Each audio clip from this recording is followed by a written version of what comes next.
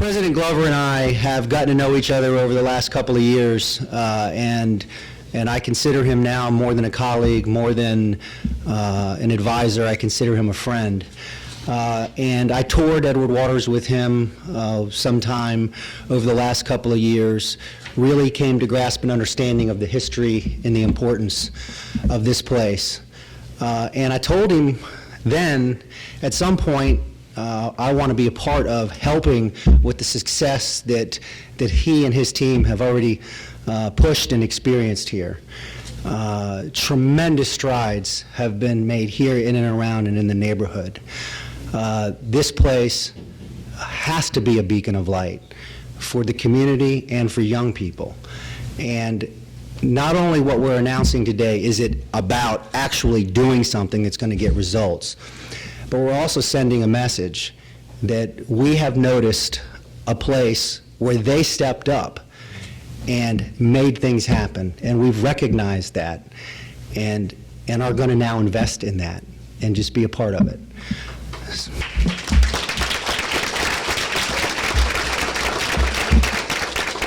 So I will let the president, I will let Nat talk specifically about why, but let me tell you what it is. $4.4 million investment in student dorms and a $4 million investment in a community field.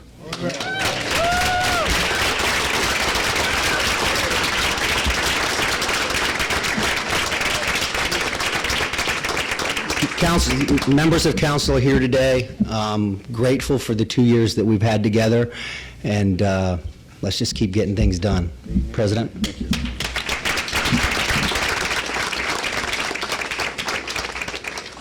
Thank you, Mr. Mayor. Certainly, this is a big day for Edward Waters College. I want to thank all of you all for showing up this morning. This is just a tremendous showing. Behind me, we city council members, we have the city administrators, the mayor. Actually, I have the vice president of the city council here with us this morning, Aaron Bowman, and we certainly appreciate all of the other councilmen here as well. And we have a number of from the ministerial community with us here. They're standing behind me, so let's give them a round of applause. Certainly, and all of my faculty and staff here, my administrators, and just want to say thank you. Now, let me just tell you what this means to this institution and this community. We're talking about, let's just start with the athletic field. This is a community field. This is not just a field that we play football on, and of course we will be playing home football games on the field. But we are here in 3206 zone, and that's Health Zone 1. And you all know about Health Zone 1. We actually have some challenges here. When you talk about high blood pressure, you talk about heart disease, you talk about diabetes. Health Zone 1, you can look at that and see that we have the highest incidence here. So to have access to recreational facilities that will facilitate a healthy environment, there will be a track around the football field where people can come in a safe environment and walk the track. And we are technically right across the street from the Newtown area. The boundaries of Newtown is, of course, Kings Road.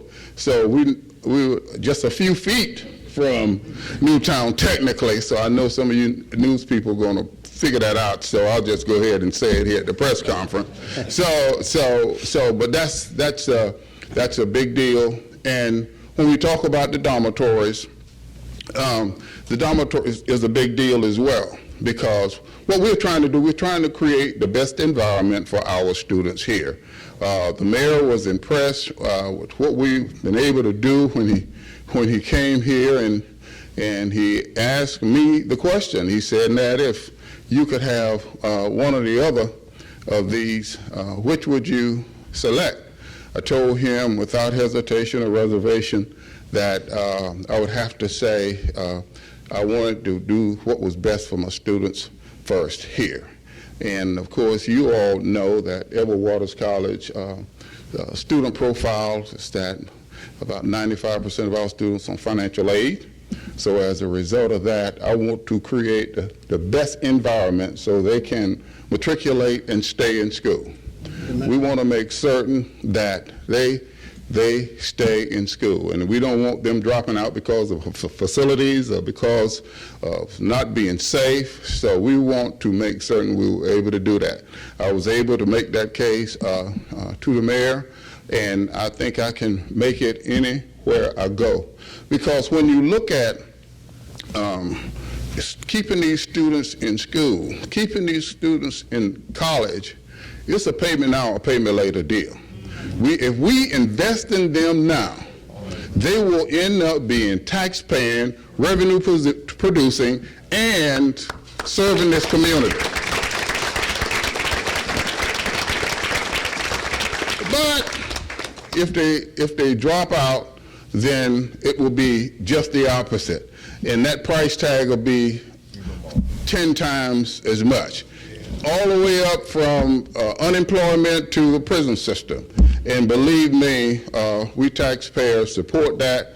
So I just want to say thank you to all of these council representatives here, Newby, Gaffney, Brown, and of course I've mentioned, and you know, I'm going to also say this to you, Garrett Dennis, and of course Councilman Brown. We have to invest in our young people. They are the future of Jacksonville, and that's what we are doing here today. So with that, I'll take any questions that you might have, and Mr. Mayor, do you have any? Yeah, let me just add a point on so everybody understands the process. So I will introduce my budget in a couple of weeks on July 17th to the City Council. This will be part of that budget presentation.